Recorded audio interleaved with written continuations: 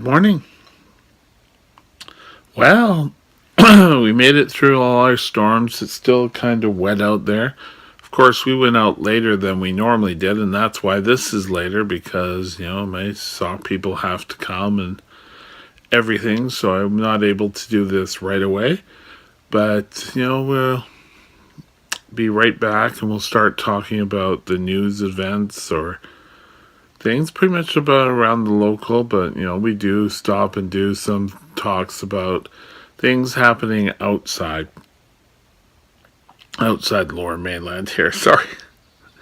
Anyway, sit back, grab your cup of coffee, relax.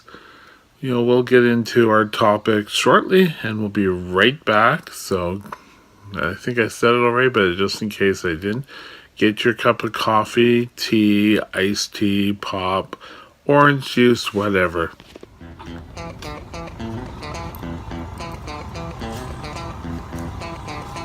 I really would like to know why people get so upset. Oh, they can't go in the park because of your safety. Oh, they can't go on a ferry. The ferry's canceled because they can't dock because of the wind. It's not like, the people sit out and say, how can we ruin people's days? But, people keep getting upset and, it's not worth all the arguing. But we constantly sit there and we constantly argue about it, and people always find ways to go around the barriers. But I think in BC, Friday at the end of the school, a teenager was under a tree in Surrey, and the tree actually fell on him. But people, oh, well, that's not going to happen to me. I'm a lot better than that. But, we're not.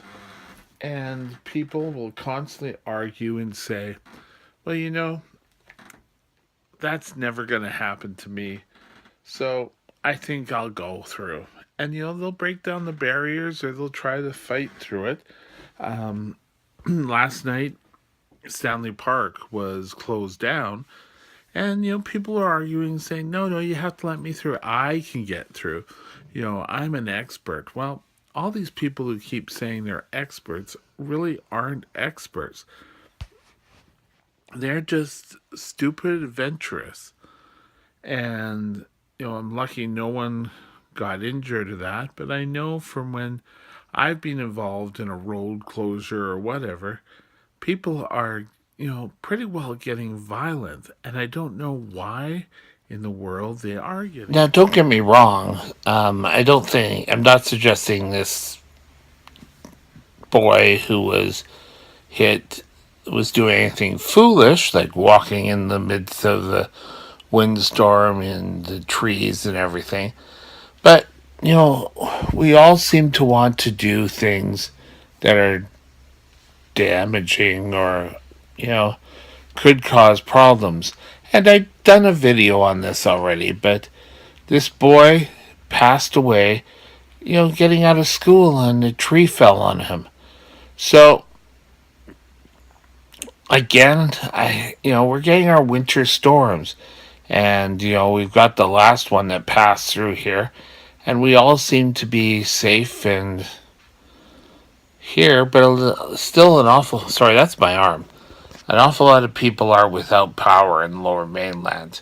There's like 3,000 Lower Mainland, and we need to be aware and be safe out there. People need to get off this assumption. Oh well, they're just doing it to annoy us. We really don't need to close things off. It's our safety. Or oh, they canceled the ferry. They don't really have to cancel it. Well, there's enough concern out there that they do have to cancel it. So you have to look at it from that perspective. Safety of their own people in the vehicle, and then if something happened, it would be, oh, well, they didn't take enough precautions. So, we really have to keep thinking like this. And, when something happens, don't give the people grief. They're not doing it just to annoy you. So, that's something to think about.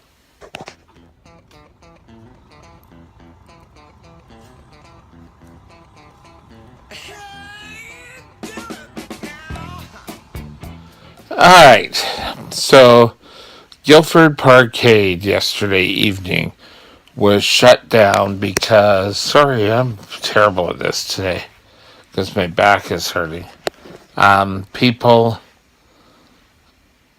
reported underground that there were mass gunmen with automatic weapons. And then they found out when the police came that it was just people in costume. Well, why would you choose there to set up your costume? It doesn't make real sense. You're going to have people question you. Now, when this was late 80s, early 90s, when I worked for 7-Eleven, every day, every year for Halloween, especially on the week before Halloween and the actual Halloween weekend, anyone who came in with a mask, we asked that they remove it. Anyone who came close to anywhere, even with a gun that looked questionable, we asked them to leave it outside or in their vehicles. You've got to realize people don't think this is a joke. People are dealing with money. And if you come, with all these gear on, how are they going to know you're not going to do anything? And, you know, removing a mask from your Halloween costume, really? Is that a big inconvenience? Oh, well, you can't do that? Well, then, I remember kicking people out because they wouldn't do it. It's the sort of thing that you have to be aware of, and you have to make sure that people know what you're doing. And in this case, it was, oh, I saw guns and they were masked. Well, yes. And I mean, this person was rightfully so. With all the terrorist events, you choose to go and set up your costumes in the parkade of a mall. Is this really positive thinking?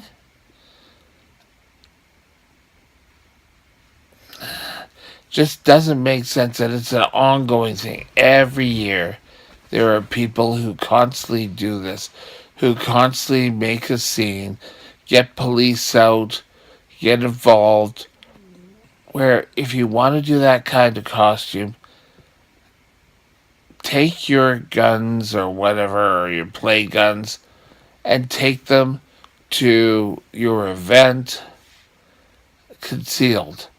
You don't need to have your whole costume walking in and, like you're going to shoot up the place. There are kids in the area, and, especially on a Saturday night, you're going to have kids around, and having a sort of costume that's going to make them feel unsafe or worry if their mums or dads are going to come home safe isn't fun at all. But, oh, that's part of Halloween. Let's scare everyone.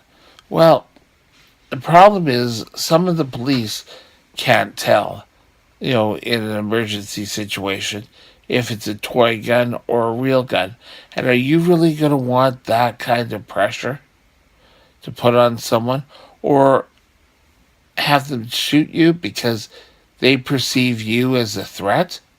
Is your costume going to be that great that they could perceive you as a threat? So we have to think about this clearly. And again, people feel, oh, well, yes, but you're putting a damper on my costumes. Well, so what? I mean, if people are calling in because they're seeing people with guns, well, that may be an eye waking experience. So why do people keep doing this? Because they don't think things out. And I worked for a company, and you're always taught that your actions, you have to think what could come of them. And I don't think we teach this in our schools, excuse me, in our schools anymore. We don't think the critical thinking aspect. If this happens, what about this? If you totally wax the floor bright and shiny and make it, so that you could slide a quarter across it in a busy shopping center, well, you're probably going to have a lot of people slip and slide all over the place. So, you have to think what's going to happen. Here's my finger again. Oops, hold it. If people see you walking down the street, and this isn't even Halloween yet, and I think it goes along the lines of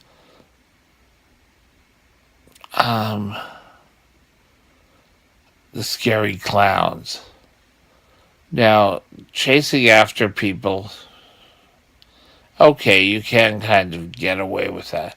But I've seen episodes of scary clowns with great big knives or whatever chasing after people. That doesn't come funny because that could happen any minute in real life. And I guess it's the realism that people are after. But I think we really need to stop this. And sorry, the lighting isn't that great in this today. Get after people who are doing this so that, Halloween or the whole season can be enjoyable for everyone. You can scare people without having to scare them with their lives. And we constantly think, oh, well, yes, if I keep scaring people so it's their life, ooh, that's going to be the most fun part. It really doesn't take much to scare someone, but you can scare someone in a fun way. Going out and going to a mystery. You're kind of expecting something to happen, but you're not going to sit there and say, oh, well, am I going to get out of here with my life? Oh, well, that's the only real big scare. And, I think there are, I think there are many different ways to scare someone. So, critically think with your costume. If you're going to a bar or a pub with your costume, take it off when you enter, prepare it maybe at the event. That's something to think about. Use your brain.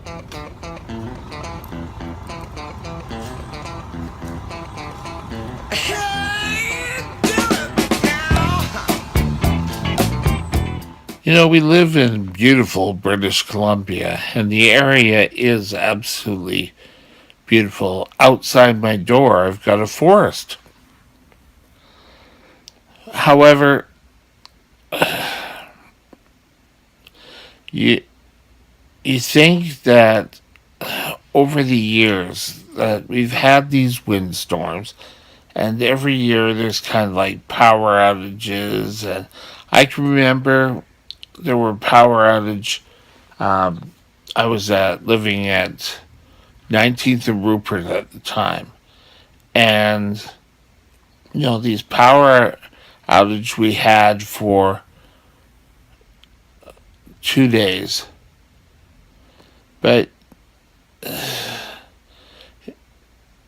we we were living in an older neighborhood, and sometimes things would happen to cause these outages, old wires or whatever. But we get these strong winds, and they play havoc on our utilities. Now, maybe it's time we actually spend money on our total infrastructure. That people aren't shut in a house freezing because their heat or their lights are off. We need to find ways to protect everyone. But it isn't so. Money's always spent other ways. People want people want everything right now. People could want medical, and then they want to make sure food's available, and then storm protection is kind of way down on the list. But when you're sitting in the dark, you can easily start thinking, "Oh, my storms! Oh, the storms are coming! Oh my God, what are we going to do about the storms?" It isn't going to happen. We need to ensure that we are ready. It's time to spend some money in our infrastructure. Now, no one's really going to pay attention until, it's like a bridge gets washed away. Or, just having some customers without power isn't enough for our politicians to get on the ball and to do something about our infrastructure. Because it's obvious that it's old. And there are pockets where the infrastructure is fairly good, and we live in environments.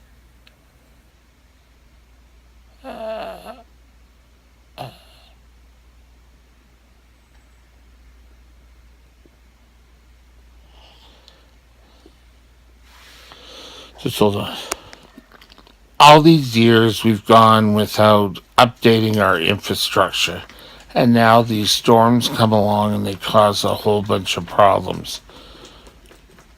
Maybe it's time that we do spend some money and take care of our infrastructure, but also come up with a plan where we can take care of our infrastructures every year and not wait till, like the Patella Bridge was going to break down. And, we spent millions and months of traffic warnings and everything getting that done. Little by little, would that not allow us to get further ahead? But a lot of times we don't. And we go past year by year. Oh, it's fine. It's fine. But maybe it isn't so fine, and we were lied to. I wouldn't say lied to, but we have to ensure that we take care of our older buildings and our bridges and our airports, just to make sure that they are all functioning at normal. Something to think about.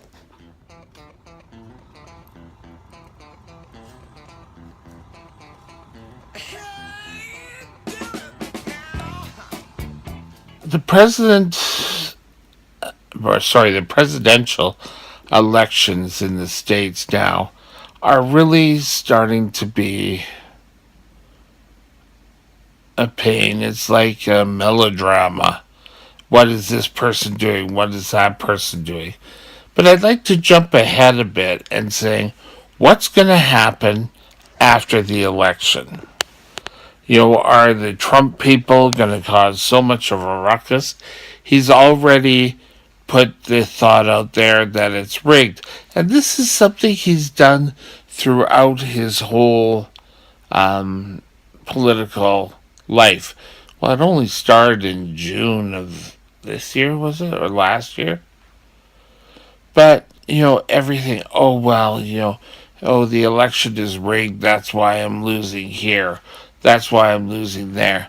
Well, one thing I've enjoyed about living in North America is once we have an election, whether you win or lose, that you pick up the pieces and you move on.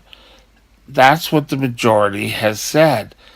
But, there's also talk of, monitoring your polls, and, he's going to make a run and say, oh, things weren't legitimate.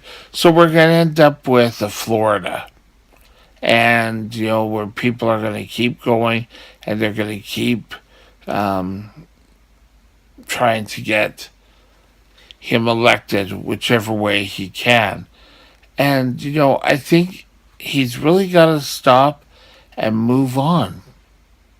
There could be something else out there.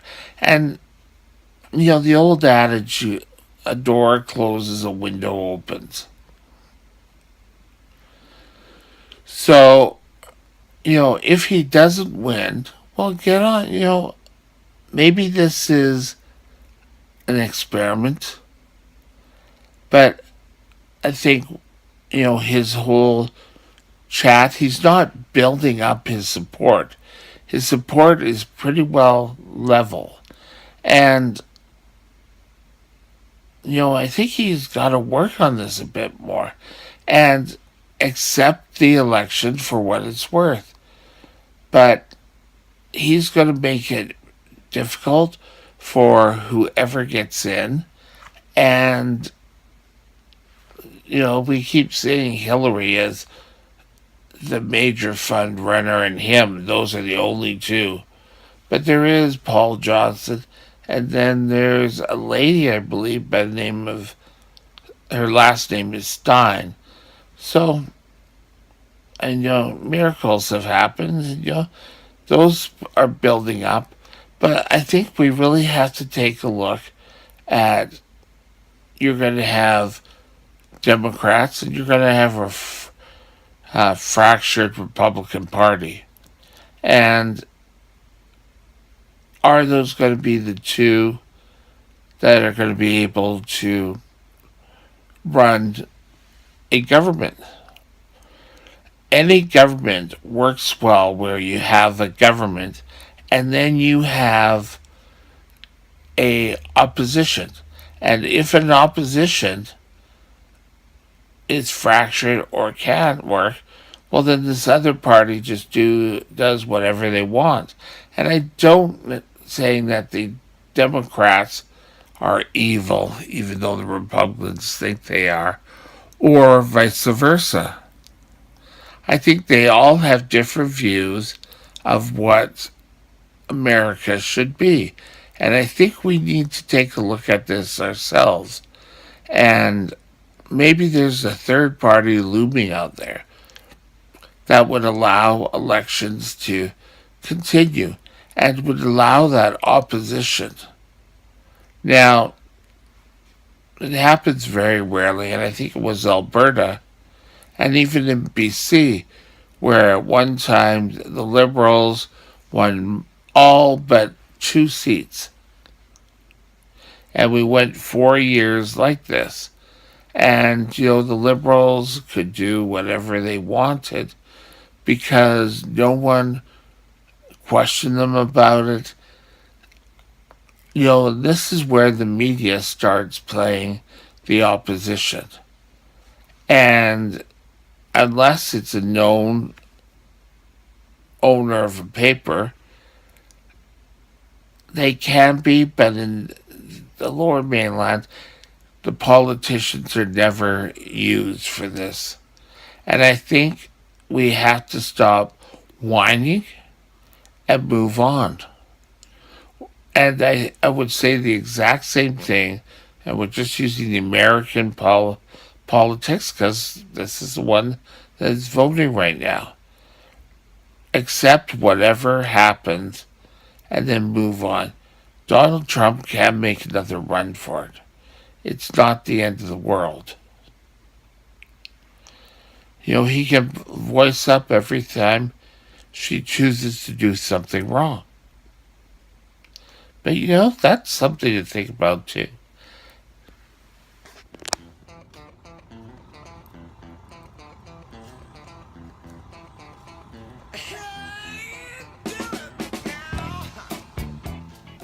Well, I took a look at some of these videos that I do seem to be so tired. But I am lying down because of my back, and I don't know what I've done to it, but I took some Tylenol with codeine. So hopefully by tomorrow I'll be sitting up and doing my talk, and who knows, maybe tomorrow it will be a drier day and we'll be able to do our chats. So, whether you're out in the storm or you're out in the woods during a windstorm, you need to be aware and be aware of your surroundings and use your brain. And I keep saying this, but you have to think of critical thinking. If you do this, what's going to happen? And I don't think we're seeing this down in the presidential elections down in the States either. And how is this going to reflect the next time? Well, in November, is it November? Or next year, I think we have a provincial election. And is what we've seen in the States going to happen up here? I hope not. I hope that whether you're conservative or you're more labor based, that you're able to accept what the people in your community have voted for. And if you're not, well, you work for the next election.